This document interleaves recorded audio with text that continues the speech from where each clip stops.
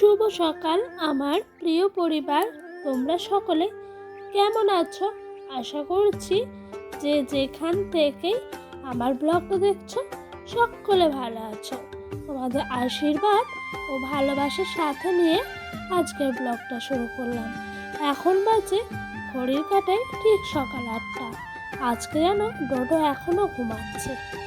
তো ঘুমাতে ঘুমাতে সংসারের সমস্ত কাজগুলো সেরে নিচ্ছিলাম। এদিক দিয়ে কম্বলটা আগে ভাঁজ করে রাখলাম। আর জানো তো বন্ধুরা, ওই দিক দিয়ে ডোডো ঘুমাচ্ছে বলে কিন্তু সমস্ত কাজগুলো আমি একা হাতে পরিপাটিভাবে করে নিচ্ছিলাম। এদিক দিয়ে ডোডো উঠে পড়লো, গরম জল করে চোখ মুখটা একটু ধুয়ে দিলাম। তারপরে ওকে নিয়ে চলে এলাম একেবারে সকালে সেরেল্যাক্স খাওয়াতে। তো বন্ধুরা জানো তো, ওকে না সেরেল্যাক্স কদিন ধরে খাওয়ানো হয়নি। কারণ কি বলতো, সকালে উঠে এটা ওটা খেয়ে নিচ্ছিল, তো সেই কারণে আর সেরেল্যাক্সটা খাওয়ানো হয়ে ওঠেনি। তো অনেক দিন পর ওকে সেরেল্যাক্সটা খাওয়াচ্ছিলাম, তাতে করে ওর কিন্তু খেতেও অনেক ভাল লাগছিল। আর জানো তো বন্ধুরা, স্বামীর ইনকাম কম, দুধের খরচাও তো বাচ্চার অনেক, তাই না বলো? তাই একটু বুদ্ধি খাটিয়ে ধৈর্য ধরে এই সংসারের খরচগুলো কম ইনকামে করে। তুমি ওখানে কি করছো? কি করছো? নোংরা নোংরা করছো, ধুলোবালি ঘাটছো, হ্যাঁ? আর বন্ধুরা দেখো, পাপান কত তুলসী পাতা ছিঁড়েছে। ওই যে আবার ছিঁড়ছে। দিম্মা এসে পিটনি দেবে, পিটনি দেবে, হ্যাঁ করে কাঁদবে। কত তুলসী পাতা ছিঁড়ে ফেলছে। পাপা তুমি জানো এগুলো পুজোর কাজে লাগে? তুমি খেয়েছো? ঘুম হয়েছে তোমার? হয়েছে? ওই যে আবার ছিটছে, আবার দিম্মা এসে পিটনি দেবে। ওরকম করে কান্না করবে। তো বন্ধুরা, ডোডো তো ওইদিকে দুষ্টুমি করছে, আর এদিক দিয়ে কটা বালিশ ছিল, এগুলো না মা আমাকে বলেছিল একটু রোদে দিতে। কারণ কি হয়েছে জানো তো, কালকে ডোডো টয়লেট করে সমস্ত বালিশের মধ্যে ভিজিয়ে দিয়েছিল। সমস্ত বলতে পাশ বালিশটা আর মাথার বালিশটা। তো কভারগুলো খুলে রেখেছিলাম।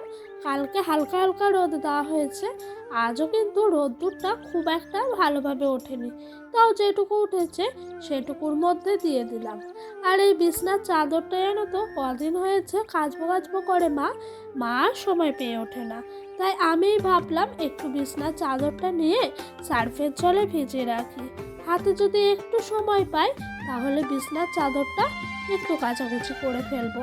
আর জানো তো বন্ধুরা, যদি সার্ফের জলে একটু অনেকক্ষণ সময় দিয়ে বিছনার চাদরটা মাখিয়ে রাখা হয় না, তাহলে কিন্তু বেলা হয়ে কাচলে না খাটনিটাও কম হয়, তার সাথে কিন্তু জলটাও কম লাগে।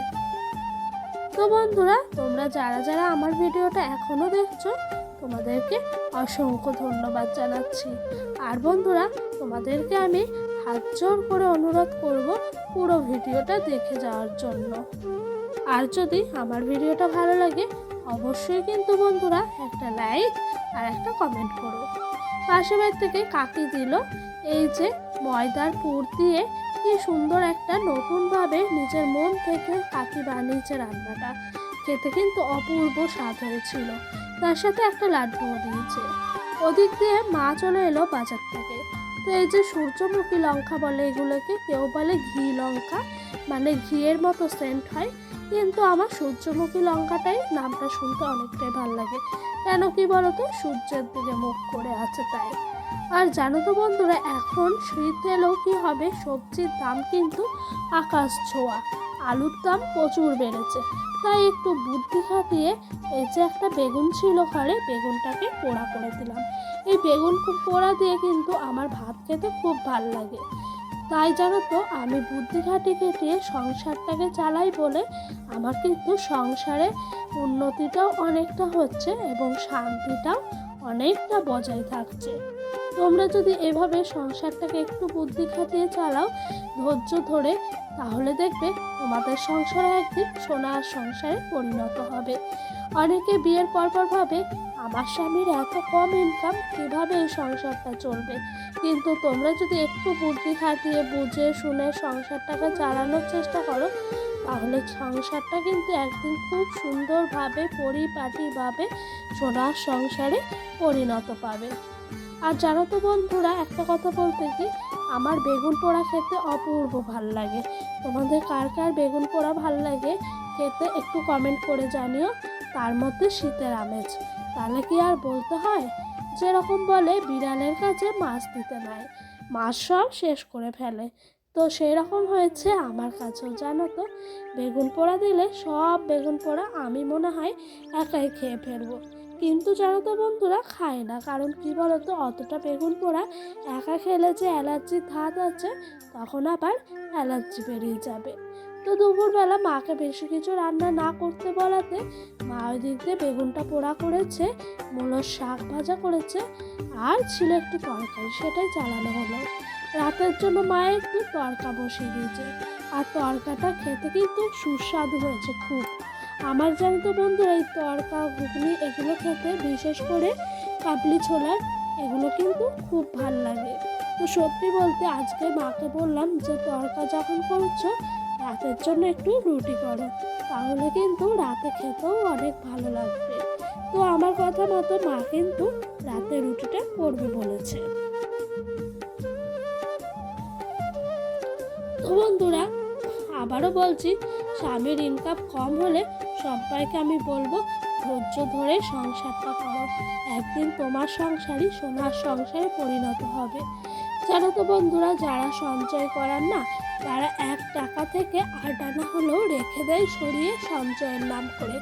আর যারা সঞ্চয় না করার, তারা 10 টাকা ইনকাম করলেও সেই 10 টাকাটা কিভাবে শেষ করবে সেই কথাটাই ভাবে। তো বন্ধুরা, এদিকে মায়ের রান্না বান্না শেষ হয়ে গেছে, আমি একটু সুন্দর করে গ্যাসটা মুছে নিচ্ছিলাম। তারপরে ওই দিক দিয়ে দেখেছো শীত তো চলেই এসছে, গা হাত পায়ে টানও ধরছে। তো এই যে অলিভ অয়েলটা একটু আমি গায়ের মধ্যে মেখে নিচ্ছিলাম। এই বছর শীতে কিন্তু এবার প্রথম অলিভ অয়েলটা মাখলাম আমার বাপের বাড়ি থেকেই শুরু করে।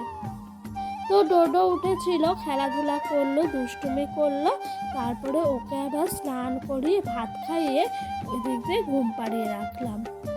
তাহলে কি জানো তো, আমি মা নিশ্চিন্তভাবে খাওয়া দাওয়াটা সারতে পারবো।